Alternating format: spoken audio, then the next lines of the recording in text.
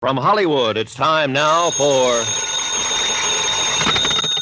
Johnny Dollar. This is Harry Branson at Philadelphia Mutual Liability and Casualty Company. Oh, hi, Harry. What's on your mind? I have a case for you, a very important one. Good. Tell me about it. John, did you ever hear of Laird Douglas of Heatherscote? Lord, who... Say that slowly, will you? Laird Douglas of Heatherscote.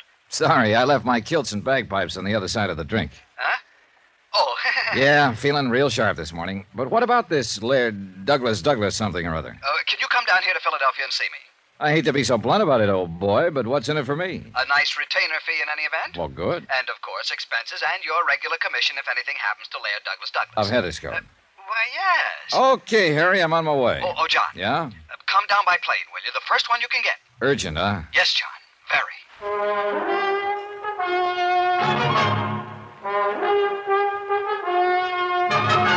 Tonight, and every weekday night, Bob Bailey in the transcribed adventures of the man with the action-packed expense account, America's fabulous freelance insurance investigator... Yours truly, Johnny Dollar.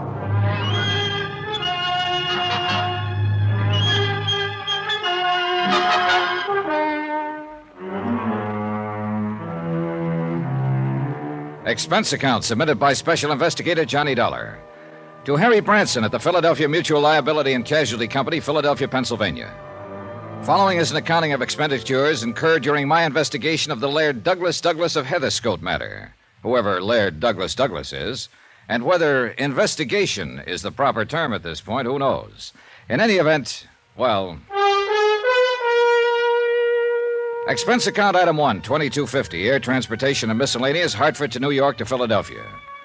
For a change, I decided to stay at the Benjamin Franklin, not only because it was convenient to Harry Branson's office on Walnut Street, that is the office of Philly Mutual Liability and Casualty, but because I'd heard it was a nice hotel. It was. And it was convenient to everything else in the center of town. Theaters, good restaurants, nice stores, even a nightclub. Well, anyhow, when I got to my room, I found a half dozen urgent messages that Harry had called. Pretty good indication that his lordship, Douglas of, or at least this case, was pretty important. So instead of bothering to unpack, I had the bellboy dump my luggage, tipped him, and was standing there debating whether I'd better forego a quick shower and change of clothes when the phone rang. Johnny Dollar. John, didn't you get my messages? Why haven't you called? I've been waiting to hear from you. What's wrong? Hey, take it easy, Harry. I just this minute got in. Oh, well, I hope you're coming right on over here to my office. What's the matter? Something happened to this client of yours? No, not yet. But being you're expecting the worst, huh? And look, you still haven't told me a thing about this emergency, or whatever you want to call it. John, it is an emergency because of the time element. You see, why do we waste time on the phone? Well, this was your call, not mine. All right, I'm sorry. I'll be waiting for you. And Harry, I'll be there.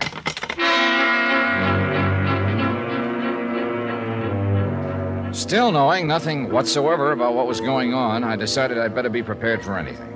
So I slipped a .38 Colt out of my bag and took it along. Expense account item 2, 65 cents, cab fare. I've said it before when I handled the Amerigo case for him. Harry Branson is a good insurance man, but a worrywart. So I kind of hoped he was making the usual mountain out of the usual molehill this time. However, when my cab pulled up in front of his office building, he was standing waiting on the sidewalk out front. Hey, I keep the change. Thank you, sir.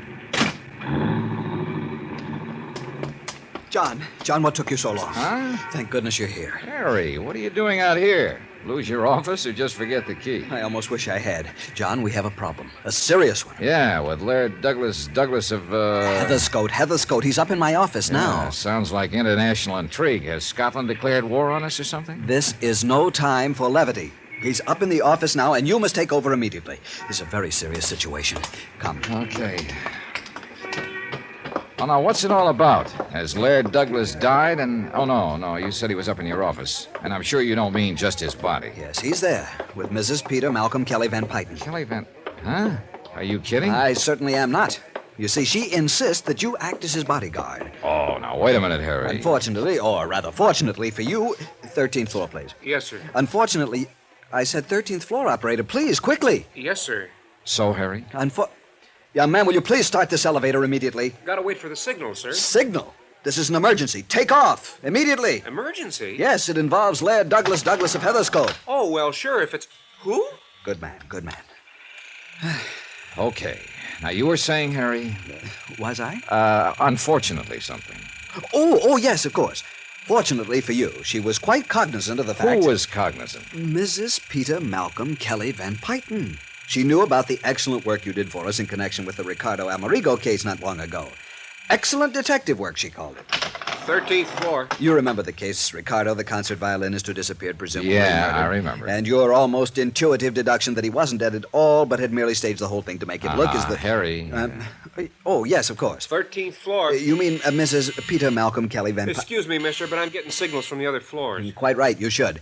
As I started to say, John, she is one of our biggest personal policy holders. Good. But hadn't we better get into your office and meet her? Oh, yes, but I want you to know about the personal premiums.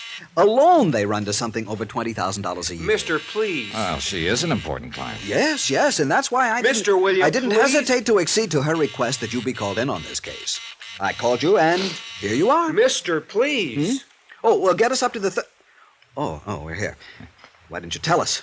Come, John. Mister, if I was to tell you what I'd like to, My office is right this way, John. Come, please. Hey, look, you better calm down, Harry, and give me the dope on this case right from the beginning. Yes, I'd better. All right. Mrs. Peter Malcolm Kelly Van Pyton is a very important client, has been for years. So you said.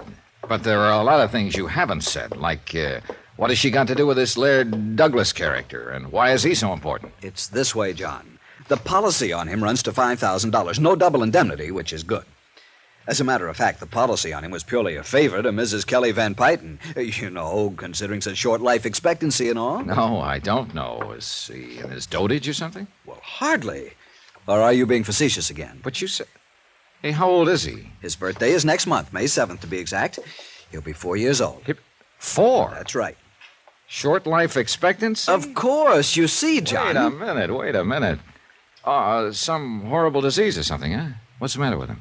John, you wanted this from the beginning, so I'll give it to you from the beginning. Okay, but Harry, If it hadn't been for Mrs. Van Pyton's own policies totaling something in the neighborhood of $500,000, more in fact, Harry. why, we'd never have written the one on Lord Douglas of Heatherscote.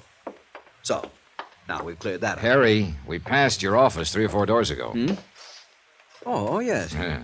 But as I'm sure you understand, I wanted to give you some of the background before you talk with Mrs. Van Pyton. After all, you asked for it. Yes, I guess I did. But what you've given me so far has landed me smack dab in the department of utter confusion. And I'm beginning to think maybe I have company. Oh, where?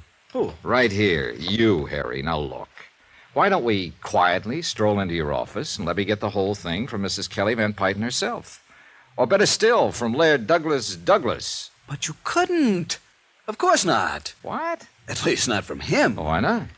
John, will you please stop joking? Who's joking? This is serious business, very. Look, Harry, Yes? there is one thing I'd like to talk over before we go in to see him. Somebody. Yes? Well, apparently the life and or welfare of this Laird Douglas is in danger. Oh, no doubt about it, no doubt about it. I thought I'd made that very clear to you. Yeah, well, you said you've written only a $5,000 policy on him. That's right, $5,000. And purely Yeah, as I know all about that. Now, look, I don't want to seem crass about it, Harry, but my commission, if anything were to happen to him, wouldn't amount to a hill of beans. Which is precisely why I told you you will be paid a retainer while you're on the case. A most generous A one. generous one? By you? By Mrs. Kelly Van Pyton. How much? Well, John, now mind you, this may not require your services for more than a week or so. As bodyguard, that is. How much? And, of course, she has authorized an expense account. Ah. But, mind you, John, not the usual kind that you seem to have the knack of piling up beyond all reason. Clearly, a completely honest, legitimate accounting... Harry, how much?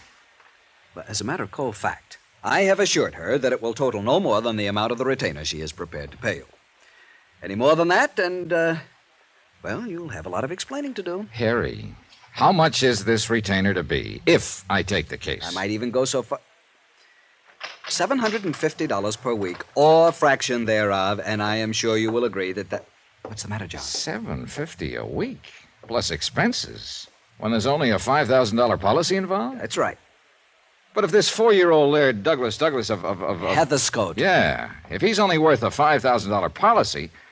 And what was that crack about short life expectancy? John, I told you he is already 4 years old. Oh, look, start all over again, will you, Harry? Yes. No, on second thought, perhaps you were right. Perhaps you'd better get the details directly from Mrs. Peter Malcolm Kelly Van Pyton. I know. Now, look, Harry, I think I'd better get it from somebody. Incidentally, John, you understand, of course, that your services will be required only during the affair at Balakinwood. And not 1 minute thereafter. No, I don't understand. What's Balakinwood? Out around Westchester, outside the city, one of the suburbs. Very nice suburb, too. That is where Laird Douglas Of Heatherscote. Yes, John, that is where he will appear. And you or Mrs. Kelly Van Pyton, or both, if you think his life will be in danger. Exactly. Oh, John, I knew you were just joking me all the time. I wish I knew. Here we are, and everything will be clear.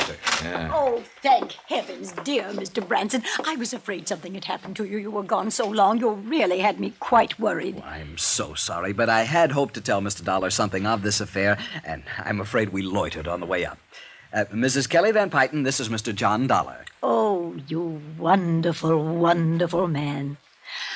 I'm so glad that you've agreed to take on this assignment. You see, Laird Douglas means everything to me, and I have the utmost confidence in you. I'm sure Laird Douglas will, too. Well, thank you very much. But where is he? Why, yes, Mrs. Van Pyton, what's happened to him? Oh, don't worry, my dear. He's all right. But after all, he is so temperamental. I fear he got a bit impatient waiting for you, and I know you'll forgive him. You will, won't you? Yes, of course, but where is he? He's asleep, Mr. Branson, in your inner office. He sat down in your chair and fell fast asleep. Oh, if I could only relax that way. But you must meet him, Mr. Dollar. Yes, I'd certainly like to. Of course you would, and I know he'll want to meet you. Gently now. Oh, good, he's awake. Oh, no. That's Laird? Laird Douglas of Heatherscote. This is Mr. Johnny Dollar. Hey! Holy jump! Hey! Douglas, Harry! no! Somebody! Let go of Mr. Dollar's leg. Douglas, dear. Douglas!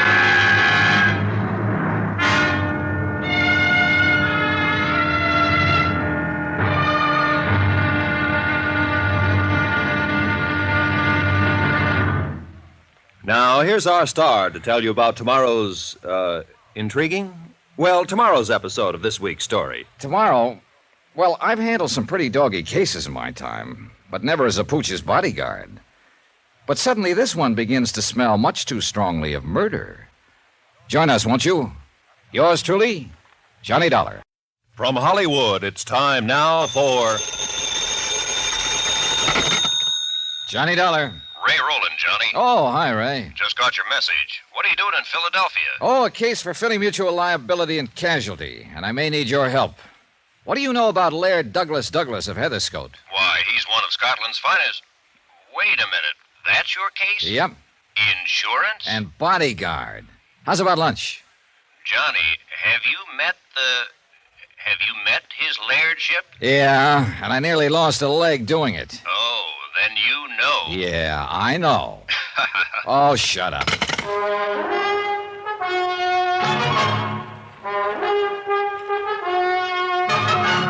Tonight, and every weekday night, Bob Bailey in the transcribed adventures of the man with the action-packed expense account, America's fabulous freelance insurance investigator. Yours truly, Johnny Dollar.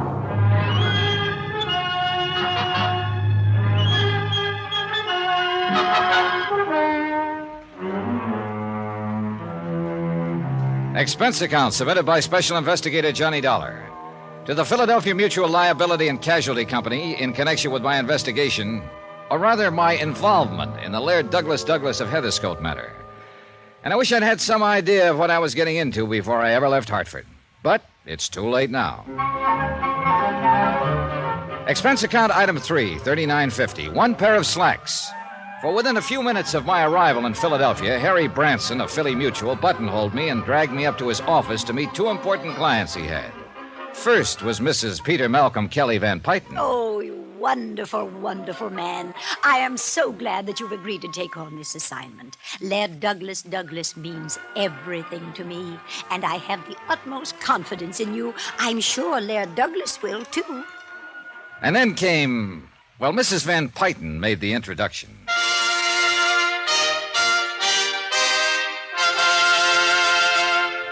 Laird Douglas of Heatherscote. This is Mr. Johnny Dollar. Huh? Oh, no. Holy jumping... Douglas! Oh, no, you mustn't do that. Oh, my. Douglas, Oh, dear. Good heavens. Get on your own chair, Douglas, Harry. This no, one's taken. no. Sorry, John. Sorry.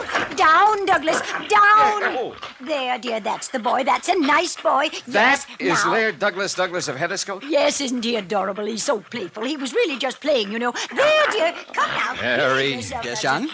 This is the client you called me all the way down from Hartford to see? Yes, John. Yes, $750 a week, practically unlimited expense account. Oh, dear, just look at your trousers, Mr. Dollar. I don't need to, thanks. I can feel the draft. But you'll need new ones. Here. And I insist you let me pay for it. Down, Douglas, down. Here, Mr. Dollar. Will $100 be enough? Gee. No, here, 150. I can see those were very, very nice. Well, You see what I mean, John? Here, please, now I insist you take it. And if it isn't No, enough... no, thanks. That's plenty. But now, Harry, you listen to me. John, I know what you're going to say, but as I explained to you on the way up You here to my explained office... plenty, but not nearly enough. But I tried. I really tried. I think you Boys. and I had better have a quiet little talk, Harry, and the sooner the better. Oh, boys, please, can't you do that another time? Please come down from those chairs so Mr. Dollar can meet Douglas and we can make all the arrangements. Please? Mrs. Van Pyten, that's precisely what I want to talk about. You really look very funny up there. And see, Douglas does want so much to be friends with you. Yeah, you sure it isn't a piece of my leg he wants? Oh, no, of course not. Here, Mr. Dollar, just give him one of these biscuits. I have them specially baked for him, and he'll be your friend for life. Really? Huh? Here, now just come down and hand it to him. Well- He'll love you. It's true, John. I know. Yeah?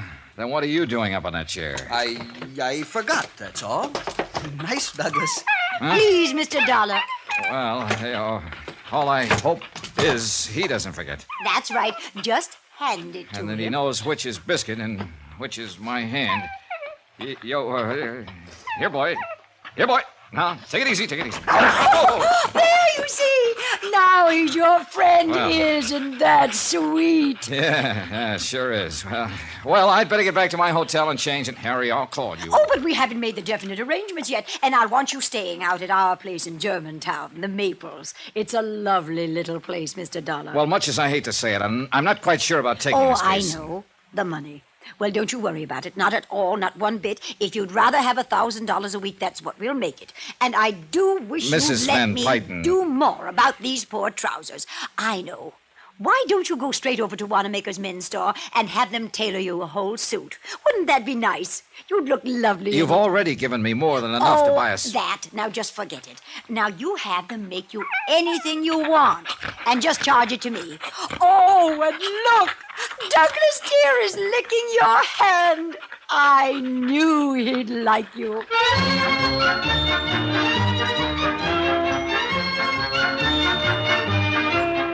Never underestimate the power of a woman, somebody once said. Or maybe they should have said never underestimate the power of a fast buck or $1,000. Anyhow, Mrs. Peter Malcolm Kelly Van Pyten had set her heart on my handling this whole affair, and she simply wasn't to be denied. Couple that with a chance to pick up enough loot in a few days to, well, what would you do? And the darn mutt did take a liking to me. So, with Laird Douglas in my lap, oh, he's a Scotty, by the way. Scottish Terrier, Mr. Dollar, if you'll pardon my correcting you. Sorry. And it's all because of the show at Ballakinwyd on Friday. Ballaware? Ballacinwyd, John. Yes, Ballakinwyd. Laird Douglas simply must win. Not only best of class, but best of show. And he will if somebody doesn't interfere. Oh, you think somebody might do something to Douglas here? I'm sure of it, because it's been tried before.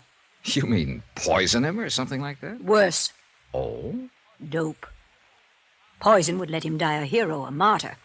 But drugs would keep him from winning the show. Oh, well, what makes you suspect somebody might try it? As I said, it's been tried before. Huh? Last year and again a few days ago.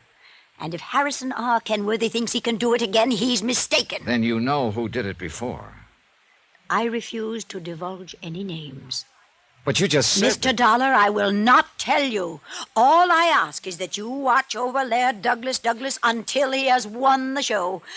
Oh, and if he does win, as I'm sure he will, I'll insist that you accept a nice bonus. So you can see, I'm very, very serious. And so it went on for another half hour or so, and finally she left, after I promised to pick up my bags at the hotel and move out to her joint in fashionable Germantown. I talked a few minutes longer with Harry Branson. I'm so glad you've agreed to take this on, John. As I told you, Mrs. Van Pyten is the most important individual policyholder we have, and doing this favor for us... Harry, it's not the Mutt Show at Bala-Kinwood or Laird Douglas or Mrs. Kelly Van Pyten or you I'm doing this for. It's purely love of the green stuff. Whew. That old dame must be really loaded. John, she has so much money. She doesn't know how much she has. Industrial empire, that sort of thing. All right. But, Harry, if word ever gets around in the trade that I came down here to play bodyguard to a mutt, so help me, I'll have your head. Yes. But now hadn't you better go on out to the Maples? Well, first I want to know about this Harrison R. Kenworthy she mentioned. Oh, that. Yeah, that. She accused him of doping up her Scotty. Well, she really doesn't know, and it's really quite complicated. How do you mean? Kenworthy owns a beautiful Kerry Blue Terrier, Lady O'Diddy's Rollomar Maine. Holy cats, and no pun. Why can't they give an honest dog an honest name? Look, we'll call her Mimi. Go ahead. Hi, dog lovers. Ray, just in time. Meet Harry Branson, Ray Rowland. Oh, we know each other. Hello, Harry boy. Mr. Rowland. Sure, Harry called me in last year when these two dogs were at each other's Of course, throats. he doesn't mean that literally, John. You see, Mr. Rowland is quite an authority on show animals. I've held it against him for years, ever since school. Well, there's no need to hold it against him And particularly. I don't mean that literally. Oh. Well, John boy, so you came down to help yourself to a handful of dear Mrs. Kelly Van Pyten's coin. More power to you. I knew Harry would call you in on the case. Felt it in my bones. And, brother, you may be in deeper than you think. Oh, what's that supposed to mean, Ray? Has Harry told you about the villain of the piece, Harrison R. Kenworthy? I was just starting to when you so rudely... Yeah, well, Johnny, the whole setup is a riot, but just remember one thing. Yeah? A lot of people have been killed in riots. Now, what's that supposed to mean? I'll tell you what he means, Let John. me He tell mean- it, Harry, it would take you all day. Sorry, no offense. All right. Go ahead, Ray, go ahead. Okay, Bala-Kinwood is the biggest event of the year in the doggy set, okay? Okay. All right. Mrs. Kelly Van Pyten owns Laird Douglas of Heatherscote. Real fine Scotty. Yeah, good teeth, see? Hey, those pants are really gone. Anyhow, Harrison Kenworthy owns Lady O'Diddy's Rollomar Meme, Kerry Blue. Mimi. Huh? I'd get indigestion trying to say that other name. Okay, Mimi. They're two pretty good dogs, especially Mimi. International championship blood and all that. But Mimi's the better dog. Douglas won't stand a chance. I've tried to tell her this, but... Well, go on. Okay. Harrison Kenworthy loves Kelly Van Pyten, see? Oh, loves her money. Him? He's loaded, too. No, I think the old coot really loves her, and I think she loves him. Right, Harry? Yes, I think I'm inclined Right, to... but now get this. Yeah? She won't marry him until her Laird Douglas beats his Lady O'Diddy, Mimi, Yeah. far and square at the Bala-Kinwood show.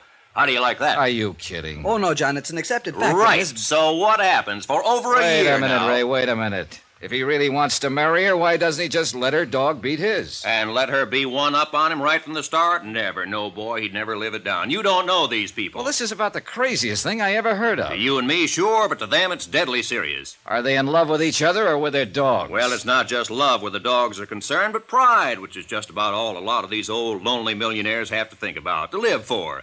Yea, sometimes even unto the 5th and 6th generations. Yeah, okay, I'll take your word for it. But now she said something about her dog being doped at the show last year. Oh, yes, John, you see, it was just a couple of days... Right, just before the finals. It was an attempt to murder the dog with poison, but emergency care both times pulled Laird Douglas through. She told me it was only some kind of a dope that was Oh, used. sure. We kept the truth from her. You don't realize it, boy, but if that dog were to die, she would. Fact. Oh, now, Ray. Oh, yes, John, and the insurance company must keep that dog alive in order to obviate having to pay off... Right. After all, her policies amount to over Right. half... It may sound absurd to you, Johnny, but it's no joke. As I said, you don't know these people. But look, it still doesn't make any sense. You just have to take my word for it, and it's happened right here in Philadelphia. Yes, John, and we held the policy. It was an old lady... Right, named- so there you have it. Okay, I'll believe you. And so the finger points at Harrison R. Kenworth. Well, she might like to think that, especially since she doesn't know that poison was used both times, but I don't. What's more, the police feel the same. Oh, now, if you say police dogs, I'll slug you. John, there are times when the sense of right, humor of Harry, yours... dead right, and I do mean dead. No, in all seriousness, Johnny, if I were you, I'd duck out of this assignment. Now, don't say that, Ray, unless John is... No, go ahead and say it. Something ought to start to make sense around here. All right, listen. The reason I'm sure Harrison R. Kenworthy had nothing to do with the attempted poisonings, the reason the police were called in, the reason I think you ought to get out of this... to the point, Ray? On each occasion, Mrs. Kelly Van Pyton had a bodyguard attending Laird Douglas, in addition to the dog's governess and medicos and so on. Get to the point. Each time, in order for the poisoner to get to that dog... Ray, please. Each time, the bodyguard was murdered. Still want this case, Johnny?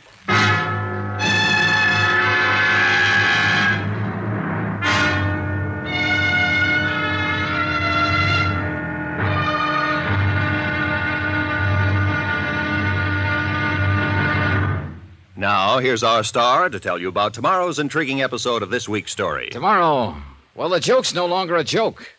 Especially when a killer trains his sights on me. Join us, won't you? Yours truly, Johnny Dollar. From Hollywood, it's time now for...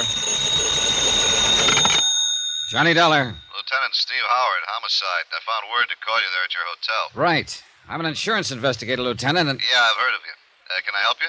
Well, I understand you're the man who handled a murder case at the Bala Kinwood dog show last year. That's right. We're still working on it. Oh, fine. Like to look over the setup for an attempted murder? Oh? Of who? Me. Stay right there, Mr. Dollar.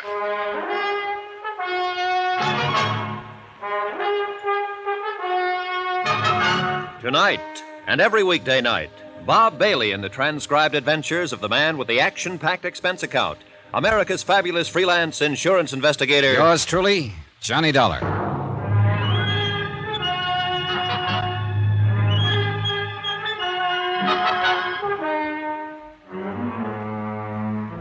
Expense account submitted by Special Investigator Johnny Dollar to the Philadelphia Mutual Liability and Casualty Company. Following is an accounting of expenditures incurred during my investigation of the Laird Douglas of Heatherscote matter. And at this point, that name is no joke. Expense account item 3, 70 cents cab fare from the office of Harry Branson to my hotel. It was at Harry's office that I got the craziest assignment I'd ever taken. Bodyguard to Laird Douglas of Heatherscote, who turned out to be a dog. And I mean that literally. A purebred Scottish terrier who rated high enough in dogdom for somebody to make a couple of attempts on his life. Right now, it looked like somebody wanted me to be next. What's all this talk about an attempt on your life? Here, Lieutenant. Take a look at this handbag of mine. Huh? Wait, don't touch it. Huh? I left it here on this little luggage stand about an hour ago, right after I checked in. Only before I left it, I opened it and took out my gun. So? So when I got back, just before I called you, I found the bag as you see it now, locked again. Oh, now look here, Mr. Yeah, Dollar. I know. But if a chambermaid had been in here, there would have been other signs. You know, bed turned down, fresh towels in the bath, things like that. Boy, you're a suspicious man. You sure you didn't lock it yourself after taking your gun I'm out? sure. Anyhow, instead of opening it, I started to pick it up to put it on the bed to unpack. Here now, you lift it. Why? Because it weighs close to 25 pounds, and that's too much for nothing but an extra suit, a few shirts and shorts, some handkerchiefs and the like. You check with the desk? No callers that they know about. Well, let me see. Yeah, that is pretty heavy. And it doesn't tick. Now, look here. Yeah? Do you see where somebody on the fire escape used a pry bar to shove this window open? Oh, yeah. And those marks are fresh. Very fresh. Operator, get me Central Police. Expense account item 4. Check for $29.50 to the nearest Bond clothing store for one pair of trousers to replace those torn by Laird Douglas of what's his name, when I'd first met him in Harry's office. Item 5, phone call to Mrs. Peter Malcolm Kelly Van Pyton. Well, don't you worry, Mr. Dollar. If you're delayed, you're delayed, and we'll just expect you here at the Maples when you get here. Your suite is all ready and waiting for you. I'll be there as soon as I can. Oh, I do hope you've had a suit made to replace those trousers little Laird Douglas tore. Why don't you have a couple of suits made and just charge them to me? Thanks. Maybe I'll get around to that. Goodbye, Mrs. Van Pyton.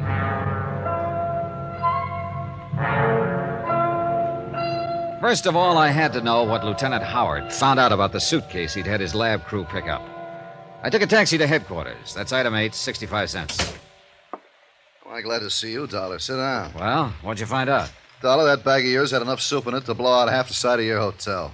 And I was right. Yeah, professional job, too. Straight wire rig that would have gone off when you opened the bag. Brother, I guess my lucky star is in the ascendant. What made you suspect a booby trap, Dollar? Last year and a few days ago, somebody tried to poison a dog. Well do I know. Laird Douglas of Heatherscote, Blue Ribbon Scotty, belonging to Mrs. Peter Malcolm Kelly Van Pyten, yeah. Right. Apparently, the whole reason for it was to keep the pooch from winning the best of show at the annual dog festival, or whatever you want to call it, out at Ballackinwood. So I've heard. I think it was more than that. Oh, wait a minute. Now, don't tell me you subscribe to the idea that if the dog were to die, Mrs. Kelly Van Pyten would probably kick off, too. No question about it. Okay. Well, you don't know her yet, or you wouldn't be so skeptical.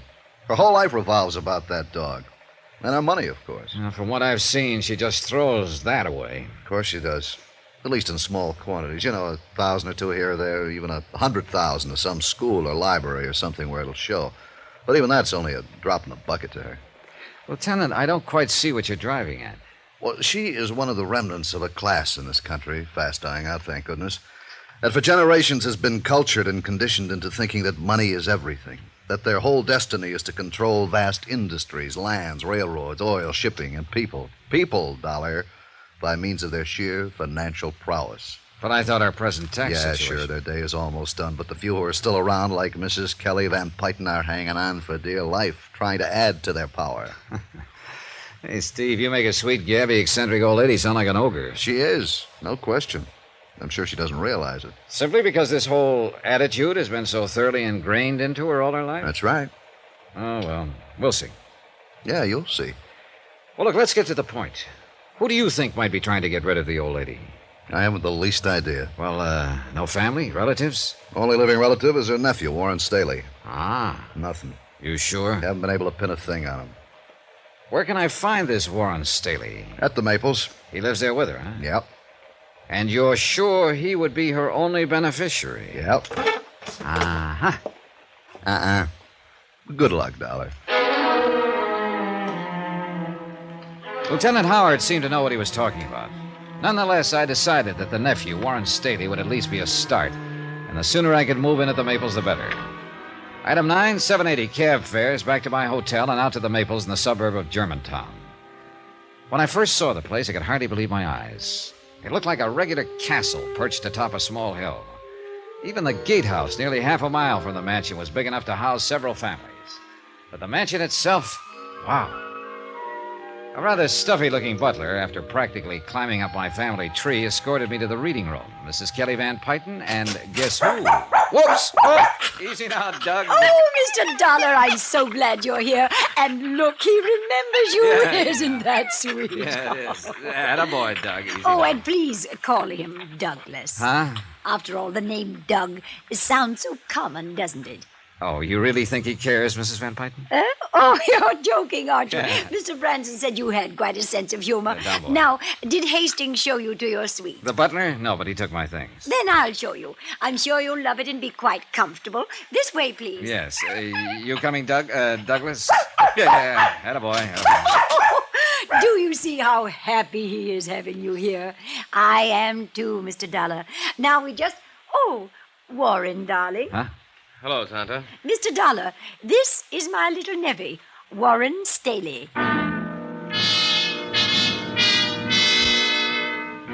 Warren was 25 or so, bright, good-looking, and well but comfortably dressed.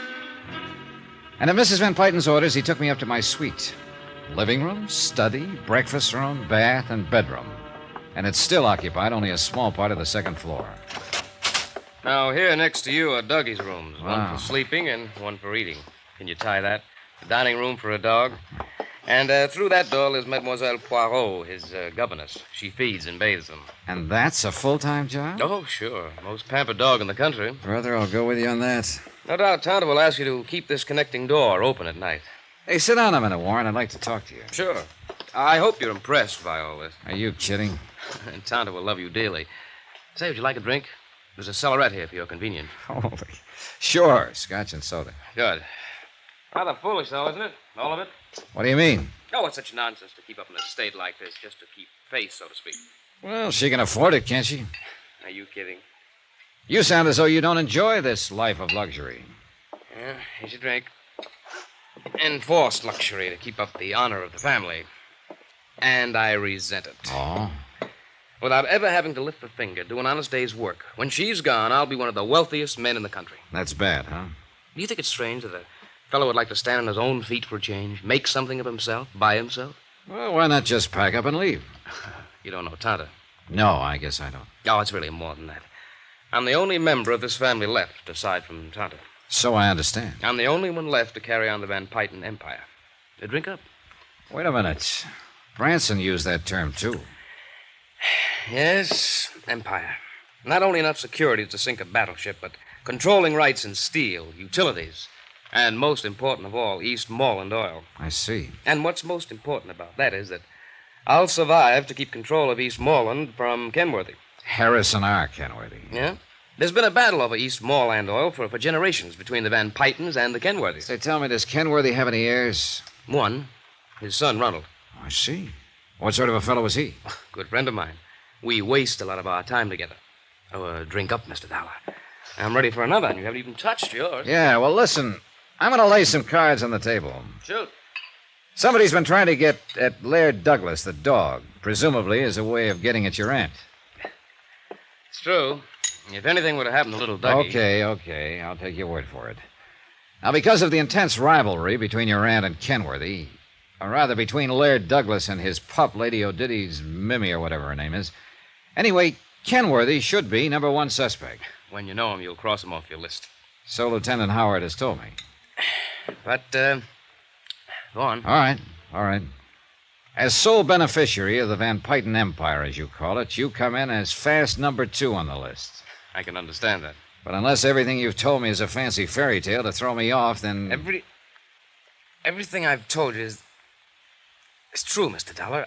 Hey, what's the matter with you? Nothing. Go on. Okay. And mind you, Warren, I'm not forgetting for a minute that there's been a couple of murders involved in this whole screwy business, plus an attempt on my own life. Attempt on your... Dollar? Hey, what gives you? Are you plastering on a little over one drink? No, listen to me. I know. Now I know, and I can tell you, Dollar. Tell me what? The answer, the whole thing. Dollar! Warren, what's the matter with you? I can't breathe. Hey, Warren. Drink. Meant for you. Don't touch...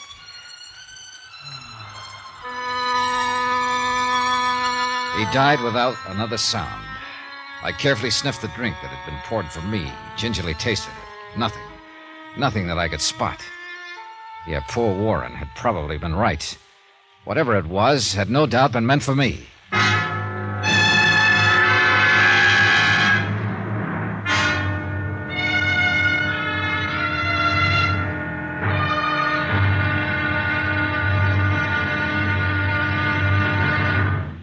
Now, here's our star to tell you about tomorrow's intriguing episode of this week's story. Tomorrow, things and people finally begin to line up on the case.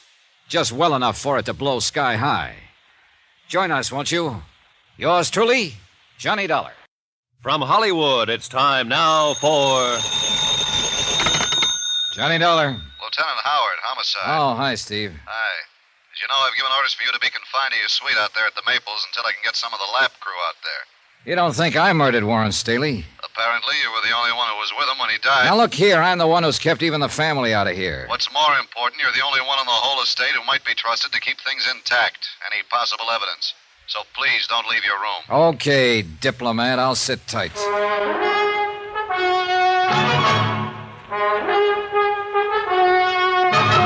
Tonight, and every weekday night, Bob Bailey in the transcribed adventures of the man with the action-packed expense account, America's fabulous freelance insurance investigator. Yours truly, Johnny Dollar.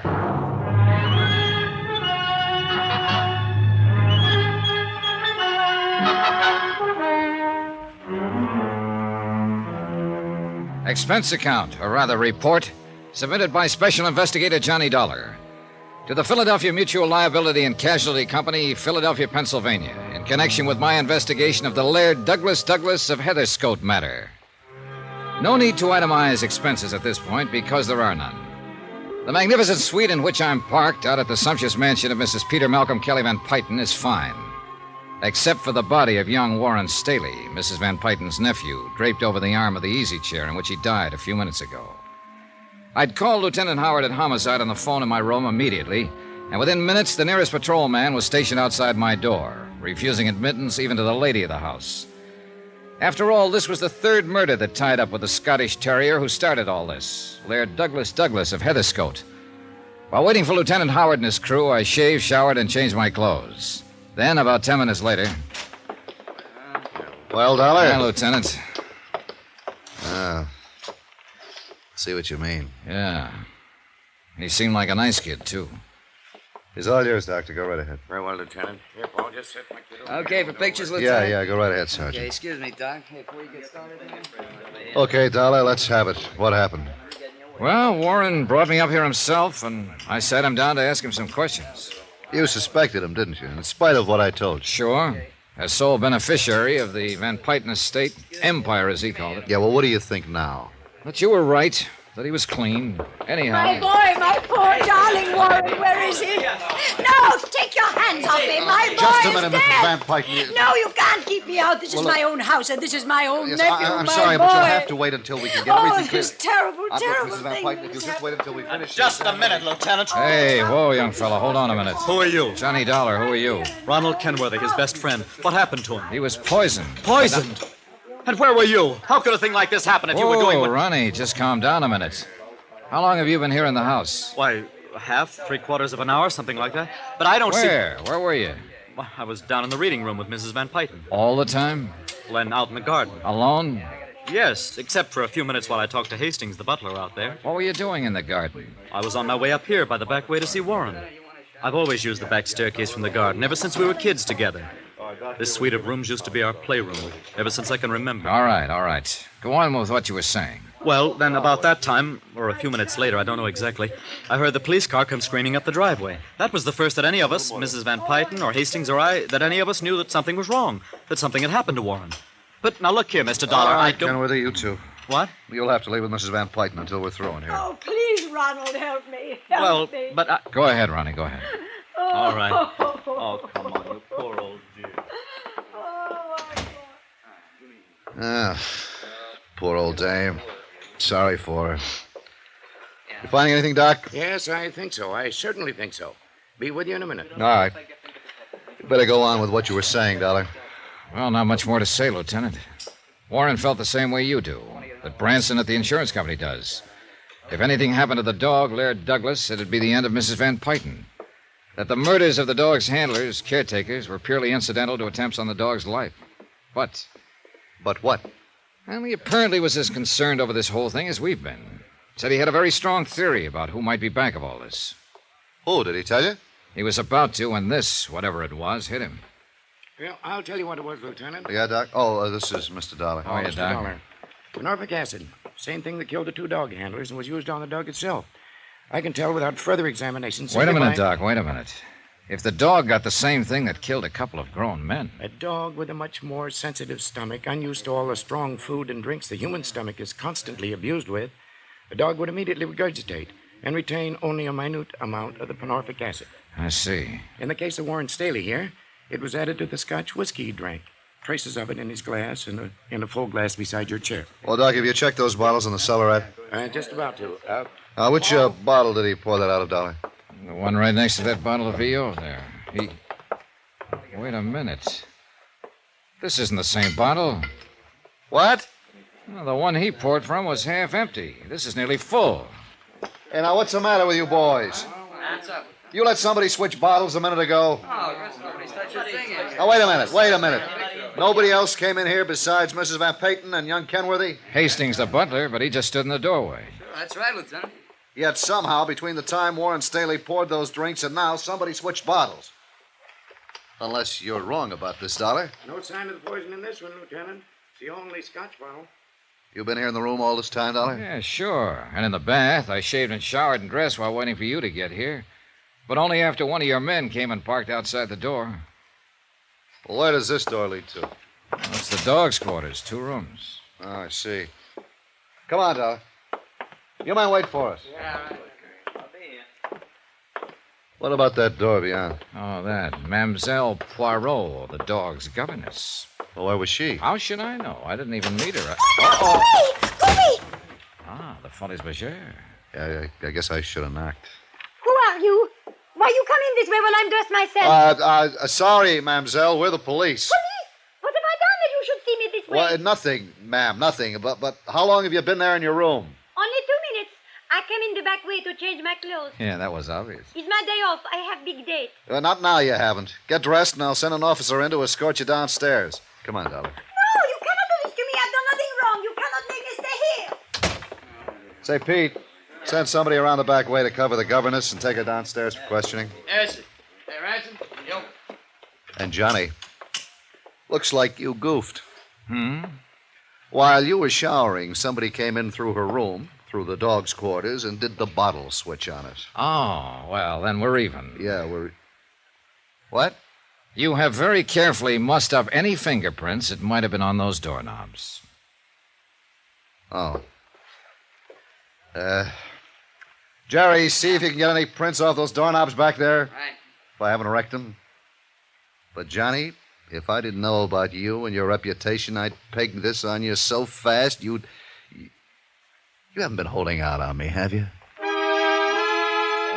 I assured him that I hadn't, then went downstairs to the monstrous living room and sat in while we went through a routine questioning of everyone in the household. I even went through the motions of bodyguarding the dog that had started all this and tried to console Mrs. Van Pyten. Results of the questioning? Nothing, Dollar, nothing. No leads. Yeah, so I noticed. The 2 previous murders of the dog's caretakers or bodyguards, whatever you want to call them. Yeah, well, same poison was used then. In their food as well as the dog's. But why? Why, Steve? Why? Why they? To keep them from helping Laird Douglas when it hit him? Well, more likely because those handlers had got wind of the attempt to poison the dog and suspected who was trying to do it. Yeah, that makes sense. Yeah. So there's one thing you're overlooking, darling. What's that? The intended victim of this last poisoning was not Warren Staley, but you. Oh, brother, I'm not overlooking that for 1 second. Yeah, and that's why I asked you if you were holding out anything on me. Because it would indicate that you have a lead. Or at least suspicion about someone. Sure. I got a lot of suspicions. Ronald Kenworthy, his old man, the butler, heaven help us, even Mrs. Van Pyten. Maybe even you, Steve. But when it comes to evidence... Yeah, I know what you mean. Well, I've got work to do.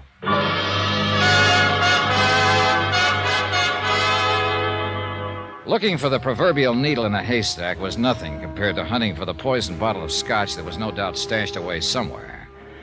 Far, far into the night, a regular army of policemen probed and dug and poked around.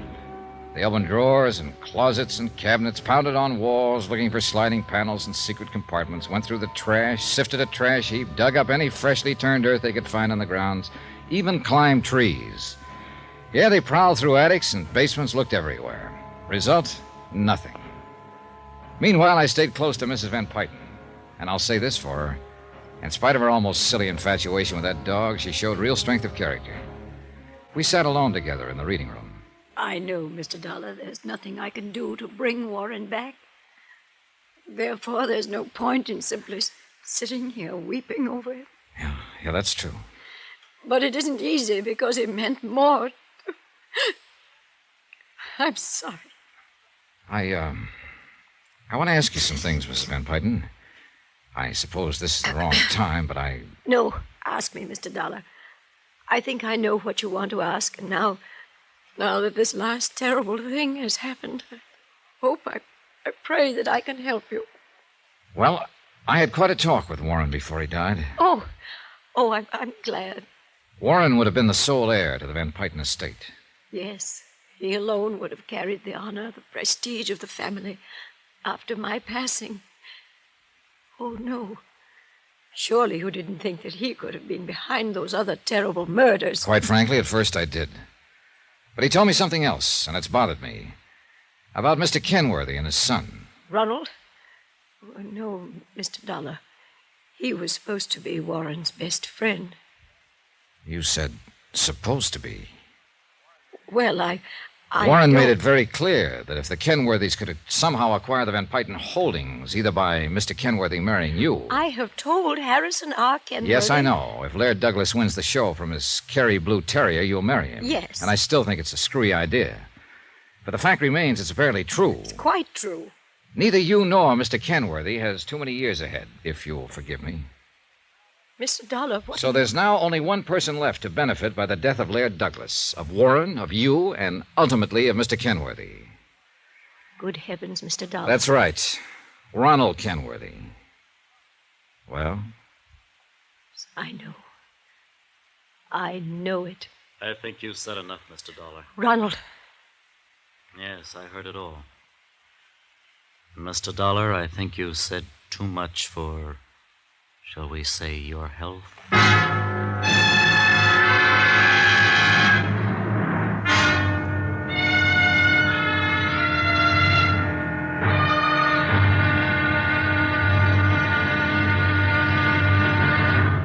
Now, here's our star to tell you about the final intriguing episode of this week's story. Tomorrow, all cards are laid on the table. And believe me, the deck proves to have been stacked right from the beginning. Tomorrow, the wind-up. Join us, won't you? Yours truly, Johnny Dollar. From Hollywood, it's time now for... Johnny Dollar. Ronald Kenworthy, Mr. Dollar. Good. I want to talk to you. Are you at your home? I am. And after the Okay, then stay right there and I'll be over to see you. Why don't you send the police instead? What's that supposed to mean? A few minutes ago in Mrs. Van Pyton's library, before you kicked me out, you practically accused me of the murder of her nephew. Did I? Well, didn't you? Didn't you? All right, Ronnie, just calm down and stay put until I can get over there. You mean you aren't afraid I might try to take a powder, as you high-handed detectives like to put it? You mean you aren't worried that...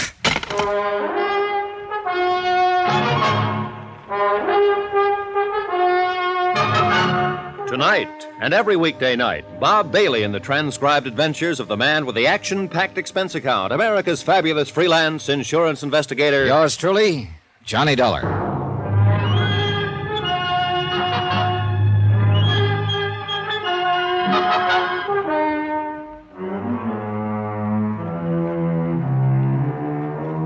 Expense account submitted by Special Investigator Johnny Dollar to the Philadelphia Mutual Liability and Casualty Company. Following is the final report in my investigation of the Laird Douglas of Heatherscote matter. The whole case started out almost as a lark when I discovered that I'd come to Philadelphia to act as bodyguard to Laird Douglas, and for a fat fee and virtually unlimited expense accounts. Me, bodyguard to a dog. But it ceased to be funny when I learned that the dog's two previous caretakers had been murdered. And when, only a few hours ago, an attempt was made on my life that ended with the death of young Warren Staley.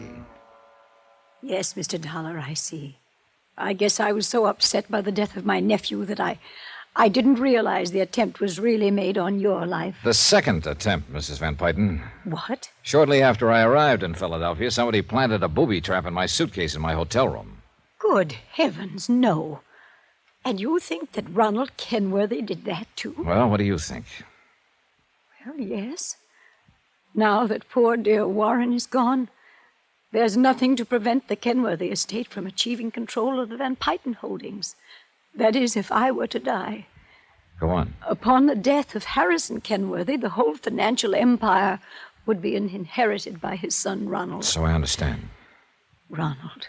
And he would be the wealthiest, the most powerful man financially in the United States. Ronald, who pretended to be Warren's best friend. Who pretended to love me. It's a terrible thought, isn't it? Apparently adds up, though, doesn't it? There is no question of it. But what evidence have you? None yet. Well, then I'll help you get it. And I can do it, Mr. Dollar. I may appear to be only a wealthy, foolish old woman who dotes on her pet, Laird Douglas. But I'm not. I'm astute, shrewd, and clever. Since Peter, my husband, died, I alone have managed this estate, this financial empire. I use the word again. With my money, with my... Oh, yes, I can do it, Mr. Dollar, and Ronald will be made to pay for these terrible things that he has done. I admire your confidence. Nothing. No one can stand in my way. You see, I'm only sorry that a few minutes ago you didn't keep him here, make him face it. I'm going to see him now. Oh, where? At his home. I understand the estate adjoins this one. Yes. But please, look out for him. Shoot first, Mr. Dollar. What? Because now he may act like the cornered rat that he is. I decided to walk across to the Kenworthy estate in the hope the fresh air would help clear my thoughts. Logical as it all seemed, I didn't like what I just heard. Then luck, pure, unadulterated luck. As I walked across the broad lawn between the main house and the gatehouse, I passed the garage building with its Rolls Royce, 2 Cadillacs, and a station wagon. And then I saw him. Andy LaForte, alias Henry Fortune, alias Andrew Ford, one of the cleverest second-story men in the country, with a record on the West Coast as long as your arm. A man who would do anything for money. He was idly going through the motion of dusting off a car. I walked past quickly, not sure whether he'd noticed me or not. I hope not. For it was one of his ilk who'd had to plant the booby trap in my hotel room, who could have slipped the poison into the liquor that killed Warren Staley. I turned in at the gatekeeper's house. Mr. Dollar, I saw you at the question. I want a about that telephone, young... quick. Right here, sir. Is something Thanks. wrong? Operator, get me Central Police, emergency. Good heavens, Mr. Dollar. Something The man else there in the happened? garage, polishing cars. Andy? How long has he been here? Oh, a year more. Ever since the dog show at Valley Kidney. Well, what does he do? last year. Oh, the driving for Mrs. Van Payton, but something going Hello? on. Give me Lieutenant Howard, homicide.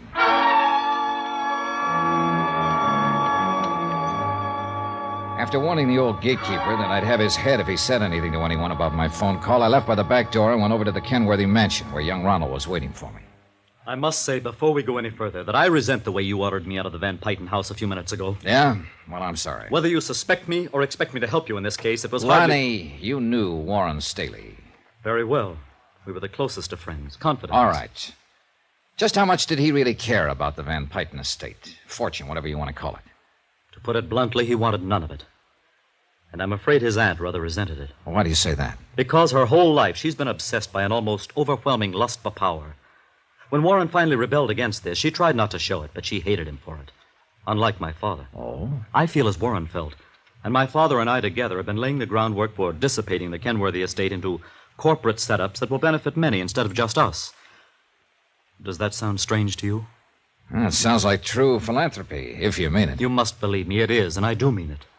Oh, I won't suffer, of course. I'll still retain some control here and there, but I'll have to work at it instead of just carrying on the tradition of the idle rich. I'll be a man. I hope you're telling me the truth, Ronnie. I believe you are, and I'd like to meet your father. You will. Needless to say, it was much harder for him to break from this tradition of financial power than for me. So perhaps you can see why I admire him above all other men. Anything else? I'll see you later.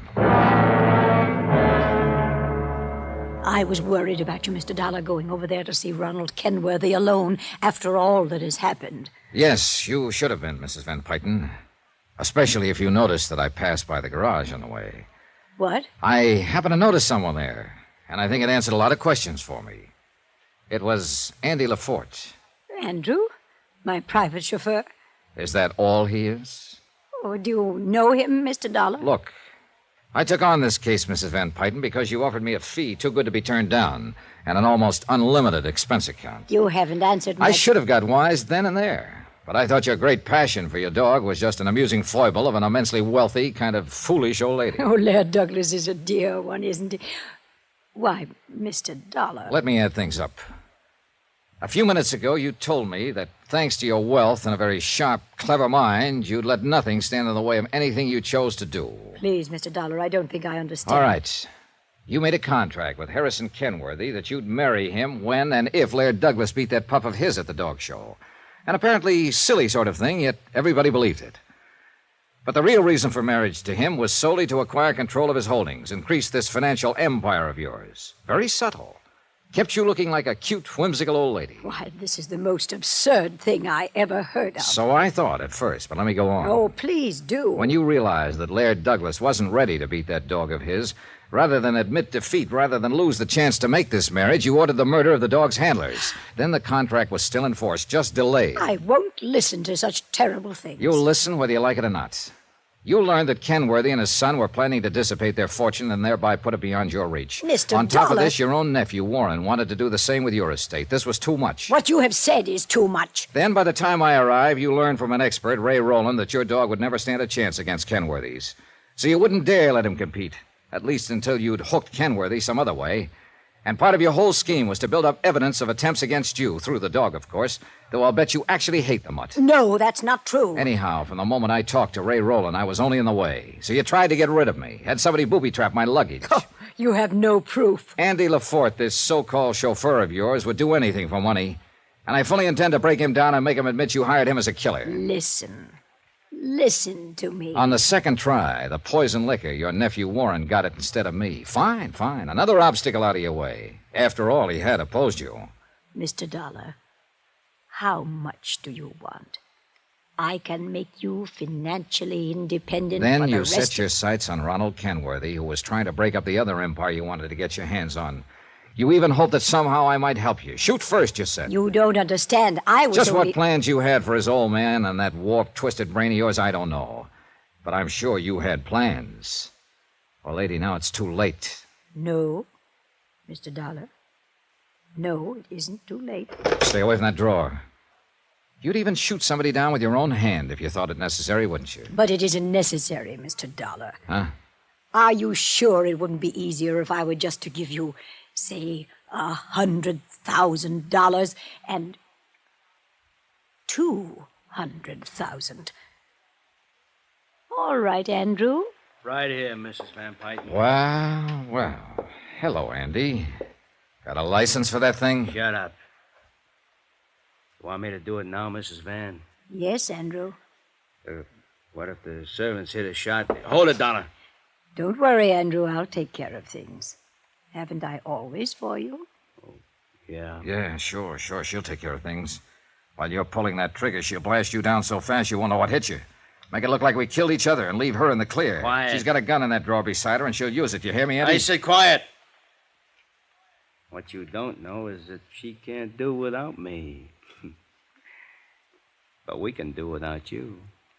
All right, Andy, wait now. Listen, will you? Now, Mrs. Van.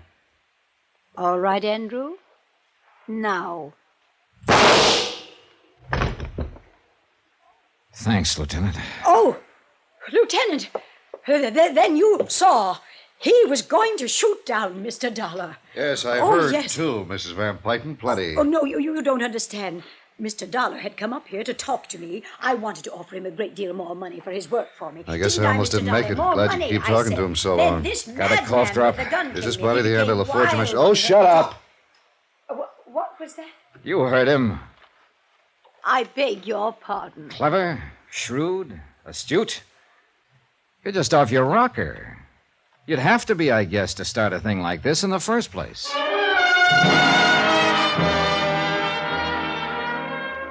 Well, I guess by the time the estate and inheritance laws get properly applied, the Van Pyten empire will be spread around the way Warren wanted it. Expense account item 10, $28.90, fare and incidentals back to Hartford. Total, including fees, $1,113.40. Remarks? I'm glad I'm poor. Yours truly, Johnny Dollar.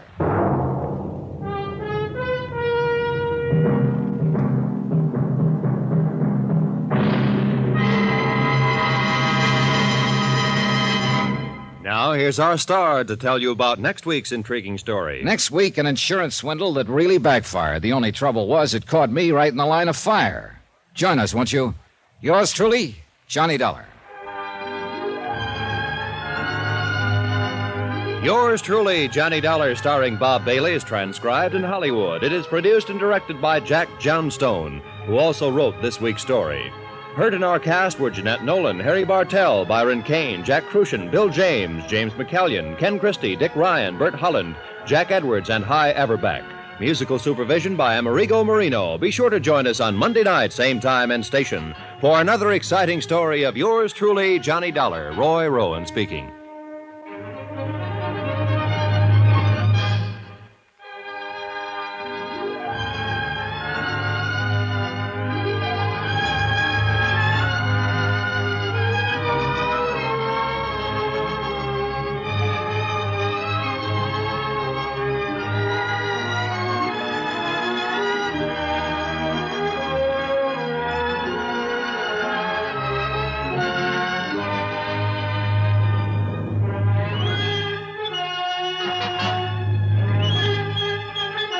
Thank you.